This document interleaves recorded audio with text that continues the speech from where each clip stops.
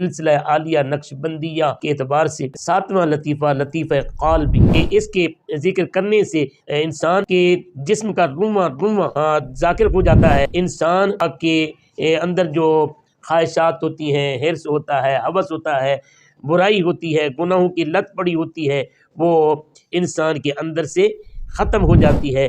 اس ذکر کو سلطان الاذکار بھی کہا جاتا ہے. من الشیطان اللعین الرجیم بسم اللہ الرحمن الرحیم.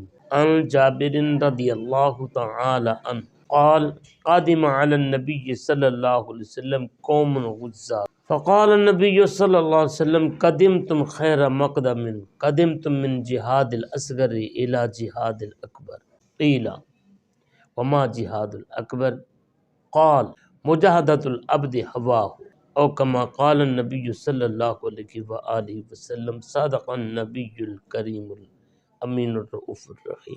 اللہ تبارک و تعالی نے انسان کو زمین پر بھیجا اپنی عبادت کے لیے، پھر انسان کی رہنمائی کے لیے اللہ تبارک و تعالی نے انبیاء کرام کو بھیجا. انبیاء کرام کے سرخیل سردار انبیاء سرور انبیاء صلی اللہ علیہ وآلہ وسلم کی جو توصیف قرآن مقدس میں اللہ تبارک و تعالی نے بیان فرمائی، وہ کیا یتلو علیہم آیاتک ویعلمہم الکتاب والحکمت ویزکیہم. نبی رحمت صلی اللہ علیہ وآلہ وسلم دنیا میں تشریف لائے. کریم نبی صلی اللہ علیہ وسلم کا کردار آقا کی نشانی پہلی یہ ہے کہ قرآن پاک کی تلاوت کریں گے. یعلمہم الکتاب، پھر کتاب اللہ کی تعلیم دیں گے، والحکمہ، اور حکمت، فکر، راز، اسرار غیبیہ کی وہ تعلیم دیں گے. ویزکیہم، نبی کریم صلی اللہ علیہ وسلم کا مشن کیا ہے؟ نبی رحمت صلی اللہ علیہ وسلم نے آ کر بھٹکے ہوں کو راہ دکھلانا ہے، بگڑے ہوں کو انسان بنانا ہے، چوروں کو راہزنوں کو راہبر بنانا ہے. یہی وجہ ہے کہ خود جو نہ تھے راہ پر اوروں کے ہادی بن گئے.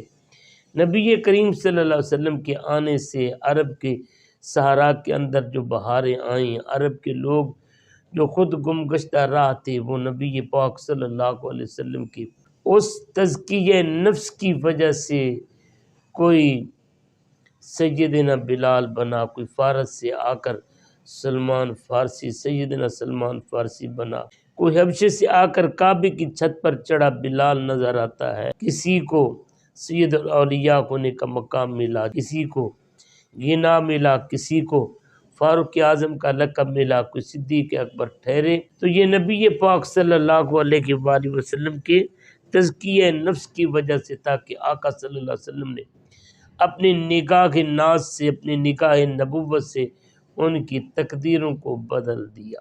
نبی رحمت صلی اللہ علیہ وآلہ وسلم اور دیگر انبیاء کے آنے کا مقصد اور پھر اس کے بعد صلحاء، اولیاء، سالکین، کاملین کا جو مشن ہے وہ کیا ہے؟ انسان کے اندر جو روحانی بیماریاں ہیں ان کا ازالہ کرنا ہے. حدیث پاک میں آتا ہے، امام بہقی رحمۃ اللہ تعالی علیہ نے حدیث پاک کو نقل فرمایا، دیگر محدثین نے بھی اس حدیث پاک کو لیا ہے. حضرت جابر رضی اللہ تعالی عنہ ارشاد فرماتے ہیں، نبی رحمت شفیع امت صلی اللہ علیہ وآلہ وسلم کے پاس مجاہدین غازیوں کی ایک جماعت، ایک قوم آئی. نبی پاک صلی اللہ علیہ وآلہ وسلم نے انہیں خوش آمدید کہا، فرمایا قدمتم خیر مقدم، خوش آمدید، اہلا و سہلا، مرحبا. پھر نبی رحمت صلی اللہ علیہ وآلہ وسلم نے فرمایا قدمتم من جہاد الاصغر الی جہاد الاکبر، تم چھوٹا جہاد چھوڑ کر بڑے جہاد کی طرف آئے ہو، یا یوں کہ یہ چھوٹا جہاد مکمل کر کے اب تم نے بڑے جہاد کا آغاز کرنا ہے. عرض کیا گیا وما جہاد الاکبر یا رسول اللہ، یہ بڑا جہاد کون سا ہے؟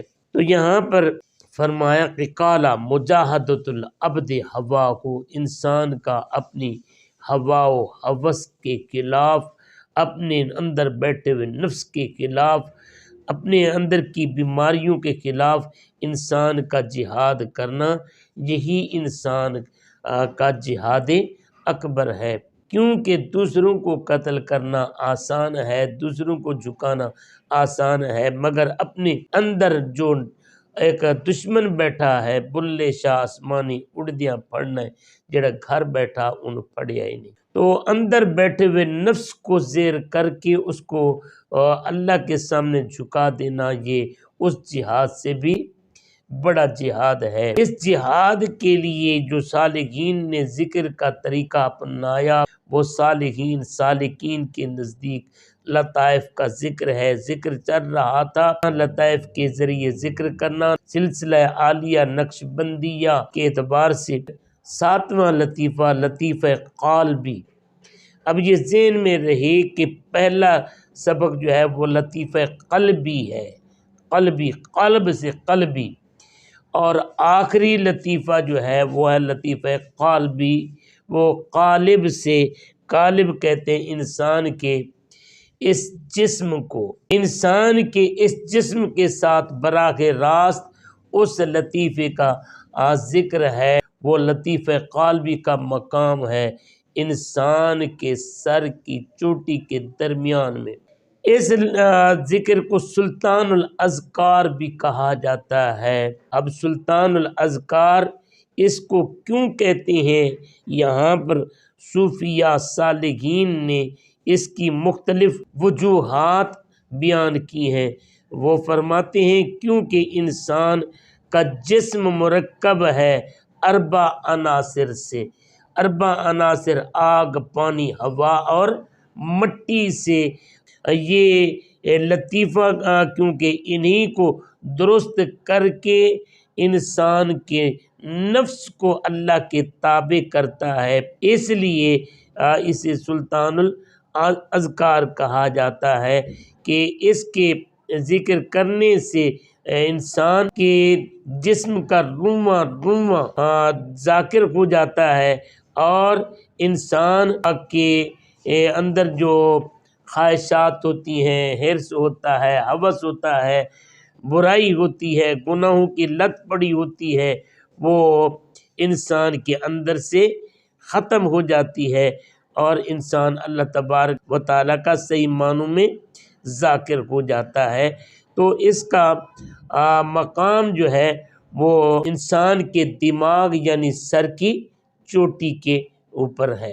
اب انسان جب اللہ تبارک و تعالیٰ کا ذکر کرتا ہے تو پھر اس سے انسان کے بدن کا رواں رواں ذاکر ہو جاتا ہے، اس لیے اس کو سلطان الاذکار کہا گیا ہے۔ اس لطیفے کا جو اور رنگ ہے وہ ہے آتشی، آتشی رنگ ہے۔ جب شیخ کامل انسان کے لطائف کے اوپر توجہ کرتے ہیں تو یہ لطیفہ جب ذاکر ہو جاتا ہے اور آتشی رنگ کا نور انسان پاتا ہے، یہاں پر اس لطیفے کے ذریعے انسان کے اندر کی جتنی بھی روحانی بیماریاں ہیں اللہ تبارک و تعالیٰ وہ دور فرما دیتا ہے۔ اللہ پاک کی بارگاہ میں دعا ہے مالک الملک ہمیں صحیح معنوں میں اپنے ذکر کا ذاکر بنائے۔